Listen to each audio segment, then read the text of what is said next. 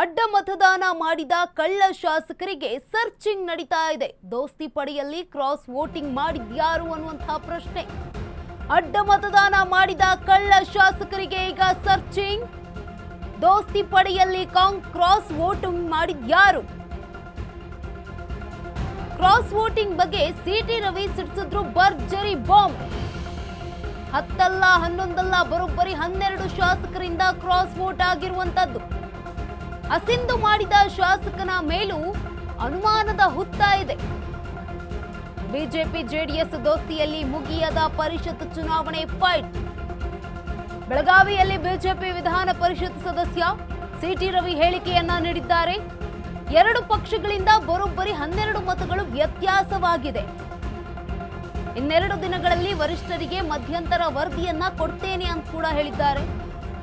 ಸಾಂದರ್ಭಿಕ ಸಾಕ್ಷಿಯ ಮೇಲೆ ಕಲೆ ಹಾಕ್ತೇವೆ, ಶಾಸಕರ ಮೇಲೆ ಅನುಮಾನ ಇಲ್ಲ ಅಂತ ಹೇಳಿದ್ದಾರೆ. ಪಕ್ಷದ ಶಿಸ್ತು ಸಮಿತಿ ಕ್ರಮದ ಬಗ್ಗೆ ಆಲೋಚನೆ ಮಾಡ್ತೀವಿ ಅಂತ ಕೂಡ ಮಾತನಾಡಿದ್ದಾರೆ. ಸತ್ಯಶೋಧನಾ ಸಮಿತಿ ಸದಸ್ಯ ಪರಿಷತ್ ಶಾಸಕ ಸಿಟಿ ರವಿ ಹೇಳಿಕೆ. ಇದೀಗ ಅಡ್ಡ ಮತದಾನ ಮಾಡಿದ ಕಳ್ಳ ಶಾಸಕರಿಗೆ ಸರ್ಚಿಂಗ್ ಆಗ್ತಾ ಇರುವಂತದ್ದು. ದೋಸ್ತಿ ಪಡೆಯಲ್ಲಿ ಕ್ರಾಸ್ ವೋಟಿಂಗ್ ಮಾಡಿದ್ಯಾರು ಅನ್ನುವಂತಹ ಪ್ರಶ್ನೆ. ಕ್ರಾಸ್ ವೋಟಿಂಗ್ ಬಗ್ಗೆ ಸಿಟಿ ರವಿ ಇದೀಗ ಹೊಸದಾಗಿ ಭರ್ಜರಿ ಬಾಂಬ್ ಸಿಡಿಸಿದ್ದಾರೆ. 1 ಅಲ್ಲ 10 ಅಲ್ಲ 11 ಅಲ್ಲ, ಬರೋಬ್ಬರಿ 12 ಶಾಸಕರಿಂದ ಕ್ರಾಸ್ ವೋಟಿಂಗ್ ಆಗಿರುವಂತದ್ದು. ಅಸಿಂದು ಮಾಡಿದ ಶಾಸಕನ ಮೇಲೂ ಈಗ ಅನುಮಾನದ ಹುತ್ತ ಬೆಳೀತಾ ಇದೆ. ಬಿಜೆಪಿ ಜೆಡಿಎಸ್ ದೋಸ್ತಿಯಲ್ಲಿ ಮುಗಿಯದ ಪರಿಷತ್ ಚುನಾವಣೆ ಫೈಟ್.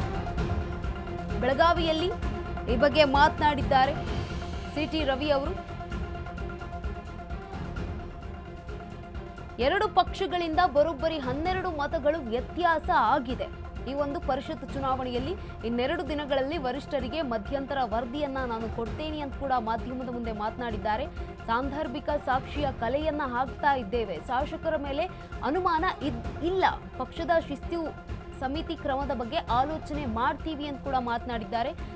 ಸತ್ಯಶೋಧನಾ ಸಮಿತಿ ಸದಸ್ಯ ಪರಿಷತ್ ಶಾಸಕ ಸಿಟಿ ರವಿ ಹೇಳಿಕೆಯನ್ನ ನೀಡಿರುವಂತದ್ದು.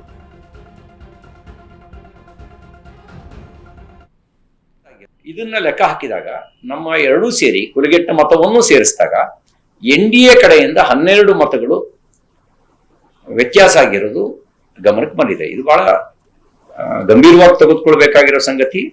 ಇದೊಂದು ಎಚ್ಚರಿಕೆ ಗಂಟೆಯೂ ಹೌದು.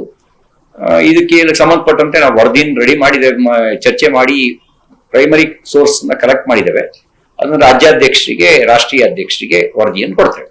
ಎಲ್ಲ ವಿಷಯಗಳನ್ನ ಸಾರ್ವಜನಿಕವಾಗಿ ಚರ್ಚೆ ಮಾಡಲಿಕ್ಕೆ ನನ್ನಂತವ್ರಿಗೆ ಸಾಧ್ಯ ಆಗಲ್ಲ.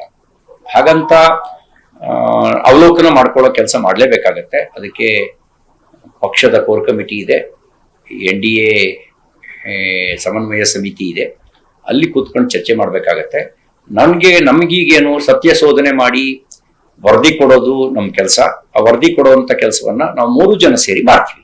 ಇದನ್ನ ಲೆಕ್ಕ ಇದೀಗ ಪಕ್ಷಕ್ಕೆ ಸತ್ಯಶೋಧನಾ ಸಮಿತಿ ಸದಸ್ಯ ಪರಿಷತ್ ಶಾಸಕ ಸಿಟಿ ರವಿ ಹೇಳಿಕೆಯನ್ನ ನೀಡಿದ್ದಾರೆ.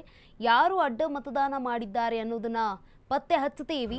ಅಡ್ಡ ಮತದಾನ ಮಾಡಿದ ಕಳ್ಳ ಶಾಸಕರಿಗೆ ಈಗಾಗಲೇ ಸರ್ಚಿಂಗ್ ಆಗ್ತಾ ಇರುವಂತದ್ದು. ದೋಸ್ತಿ ಪಡೆಯಲ್ಲಿ ಕ್ರಾಸ್ ವೋಟಿಂಗ್ ಮಾಡಿದ್ಯಾರು ಅನ್ನುವಂಥ ಪ್ರಶ್ನೆ ಇದೆ.